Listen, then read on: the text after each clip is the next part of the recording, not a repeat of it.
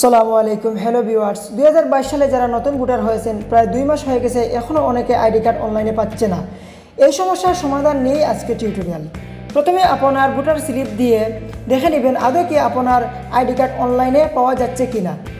প্রথমে আপনার Chrome ব্রাউজারটি open করবেন, তারপর গুগল সার্চ বারে NID লিখে সার্চ করবেন,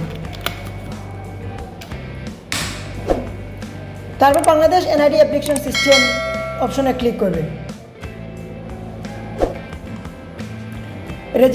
রেজিস্টার করুন এই অপশনটিতে ক্লিক করবেন। এখানে আপনার ভোটার স্লিপ নাম্বার দিবেন, তারপর জন্ম তারিখ, মাস,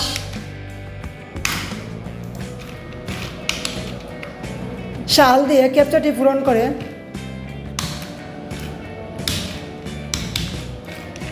সাবমিট অপশনটি ক্লিক করবেন। প্রদত্ত ক্যাপচাটি সঠিক হয়নি, আবার ট্রাই করবেন।